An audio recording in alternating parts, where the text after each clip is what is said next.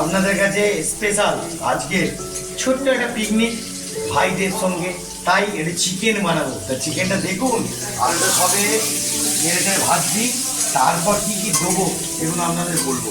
ওকে, দেখতে থাকুন। দেখুন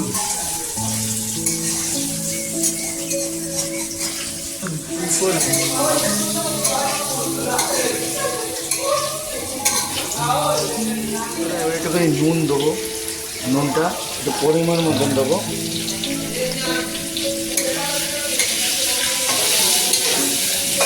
চর্বিগুলো দিলে তেল বেরোয়। ওকে, চর্বি দিয়ে দিচ্ছি।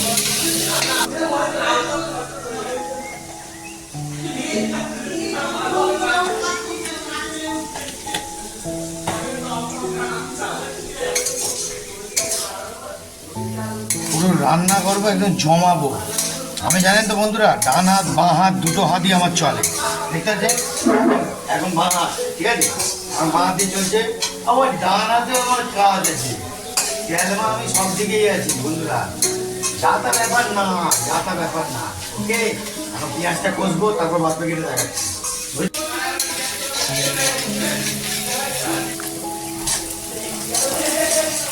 পেঁয়াজটা বন্ধুরা ভাজা ভাজা না হলে, লাল লাল করে না হলে ঠিক জমবে না, বুঝলেন তো? পেঁয়াজটা পুরো ভাজতে হবে।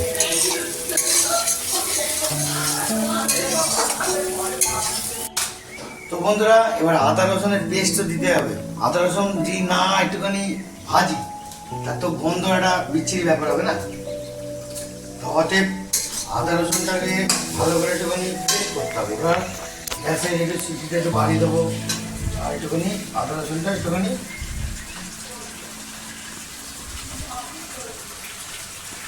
পরে আমি জল দিয়ে দেবো। আমাদের তো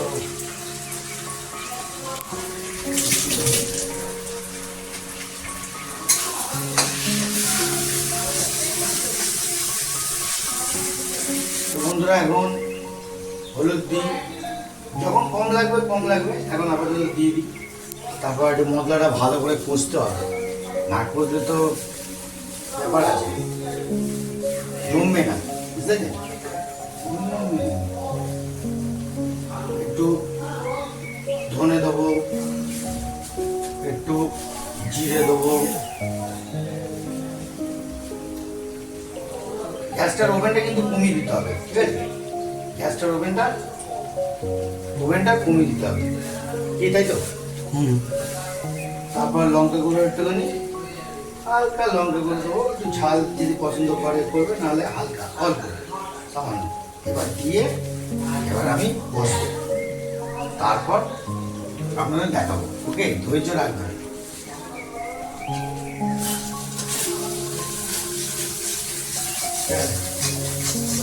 তো বন্ধুরা, মশলা আমার কষা হয়ে গেছে, এবার মাংস দেওয়ার পালা। মাংসটা দেবো, দিয়ে তারপর একটু হালকা ওভেনে একটু কষবো, কষে তারপর আপনাদের দেখাবো পুরোটাই। ওকে, তারপর মাংসটা রান্না হয়ে গেলে তারপর আপনাদের রেজাল্টটা দেখাবো। এতক্ষণ লক্ষ্য রাখবো।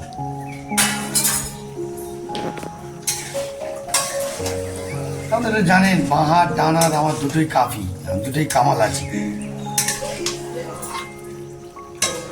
একটু গ্যাসটা একটু ওভেনটা হালকা পাড়ি দিই 2 মিনিটের জন্য, তারপর ধরে নিলে তারপর একটু স্লো করে রাখবো।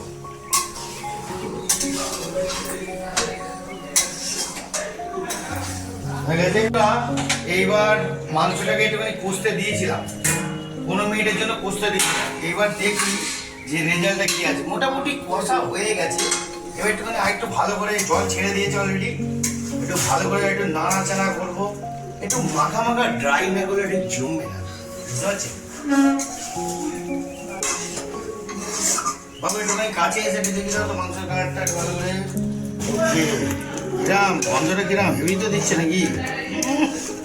লাভলি, গন্ধই জমে যাচ্ছে, গন্ধই, বুঝতে পারছেন? গন্ধই জমে যাচ্ছে। খাবো, ছাড়ি আর ছাড়ি।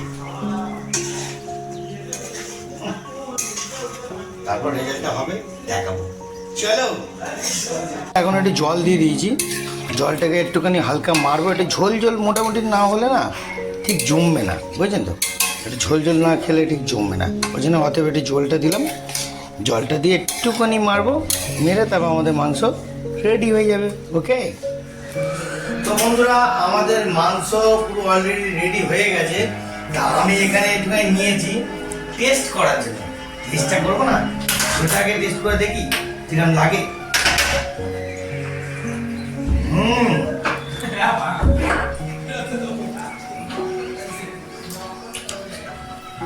এক্সিলেন্ট, মাংস রেডি। 5 মিনিট মাংস না।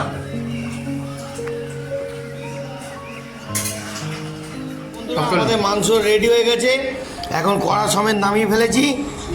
আজকের মতন এত অবধি ছোট্ট সুন্দর ভিডিও চিকেন কষা, মানে চিকেনে একটু হালকা হালকা ঝোল। ওকে, মোটামুটি।